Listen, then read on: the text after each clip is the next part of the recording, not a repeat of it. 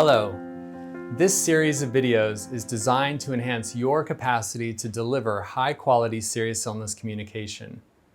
In it, we introduce clinical tools and implementation strategies developed by the Serious Illness Care Program at Ariadne Labs, a joint health system innovation center at the Brigham and Women's Hospital and the Harvard T.H. Chan School of Public Health.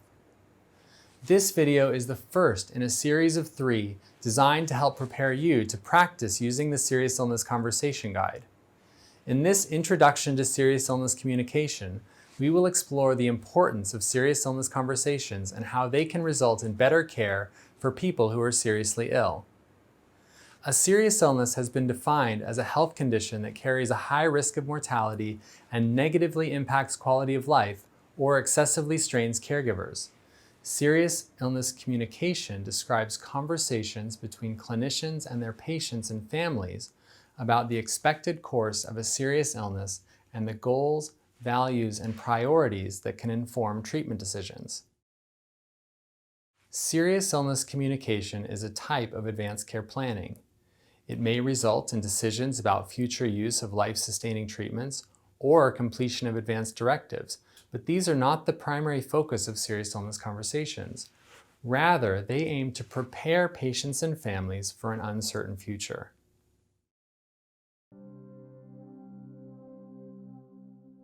Let's take a look at one woman's experiences with end-of-life care. In this video, notice the ways in which communication or its absence may have played a role in the experiences that she describes. My stepdad's really the man who raised me. He and my mom got married when I was pretty young. I remember him as a very fiery guy. He's very passionate about everything.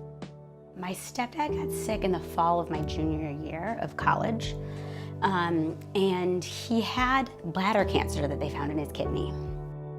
So my stepfather was really aggressive in treatment, early on, and he and my mom were really optimistic, but there did reach a point where it was clear the chemo wasn't working and that ultimately this would be the thing that we lost him to.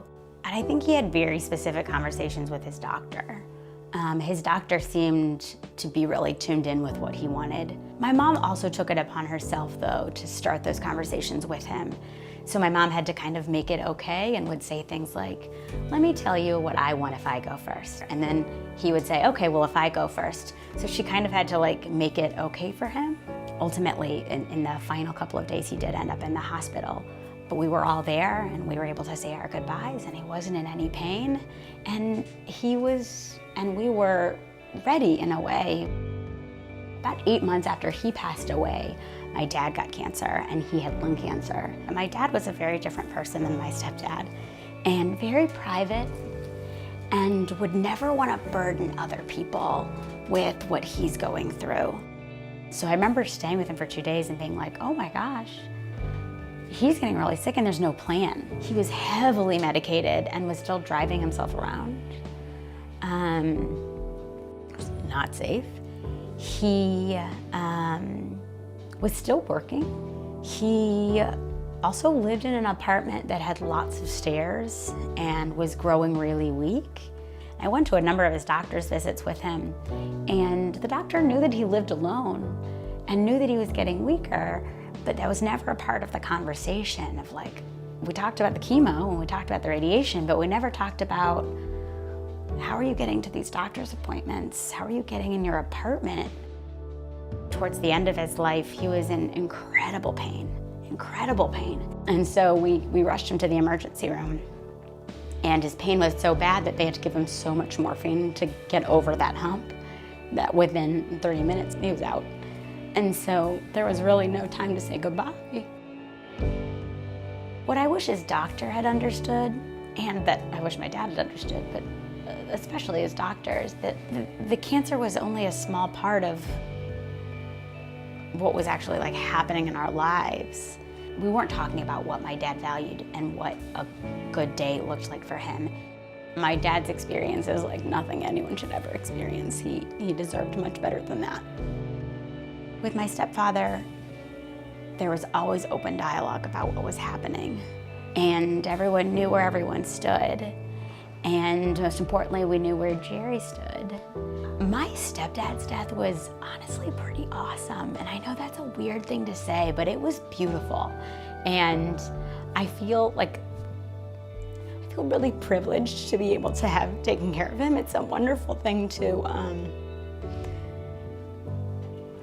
take care of somebody who's taking care of you. I want everyone to have the experience that my stepfather had, and to essentially have the care that they want, and to feel like they're in control of that experience.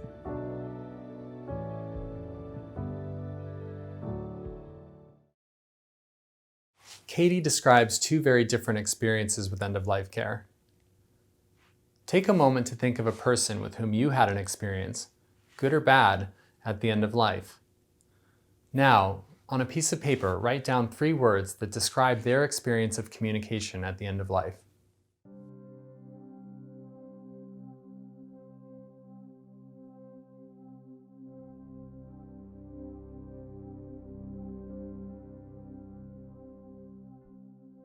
Early conversations about patients' values and goals improve serious illness care.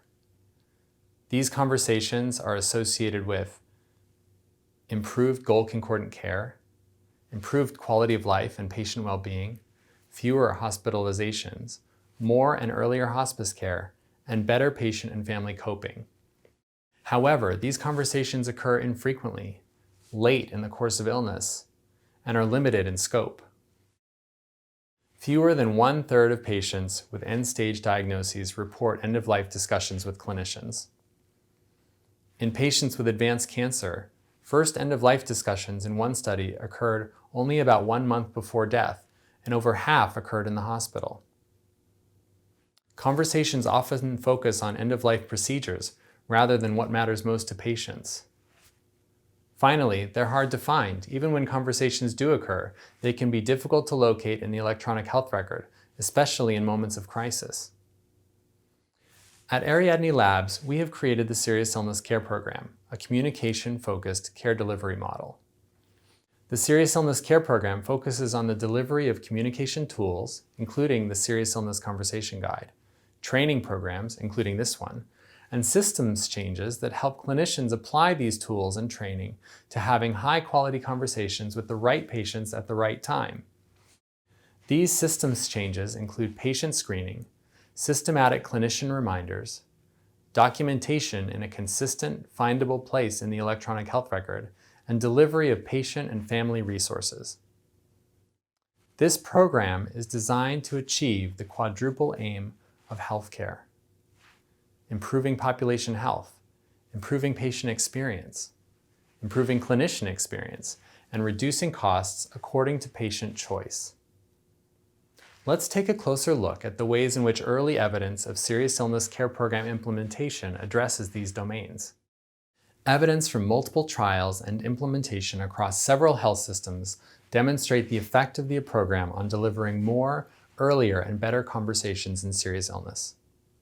In a randomized trial in oncology, the program intervention resulted in significant improvements in mental health, with a reduction by half in the rates of moderate to severe anxiety and depression. In one study in oncology, 90% of participants reported that their serious illness conversation had been worthwhile. Over half reported having increased understanding about their health, and a similar number reported feeling closer to their clinician as a result. Patients also reported that they were more equipped for long-term planning. Thousands of clinicians have been trained in the use of the Serious Illness Conversation Guide. In one study of nearly 300 clinicians across 3 large health systems, including physicians, advanced practice providers, nurses, social workers, and chaplains working in multiple subspecialties, we found several markers of improved clinician experience. Clinicians overwhelmingly rated their training as effective and efficient. They rated skill improvement across a number of domains. And, as importantly, they described the ways in which the guide moved them from a more medical-focused paradigm of conversations to one that is more patient-centered, to shut off the impulse to fix and focus on truly accommodating patients' wishes. They described greater self-efficacy and confidence, and connected emotionally to these conversations in ways that surprised them. The program has demonstrated reductions in cost driven by patient decisions about how to spend their time. In a study of patients in a high-risk primary care program, we measured substantially lower spending in the last 6 months of life, likely due to a decrease in hospitalizations. In the oncology practices at one large healthcare system, they observed substantial increases in hospice use and decrease in hospital deaths. Thank you for joining me for this introduction to serious illness communication. I hope you gained an appreciation for the importance of serious illness conversations and how they can result in better care for people with a serious illness. I encourage you to continue on to the next video in this series to learn more about using the Serious Illness Conversation Guide in your practice and to learn more about implementing serious illness conversations in your health system.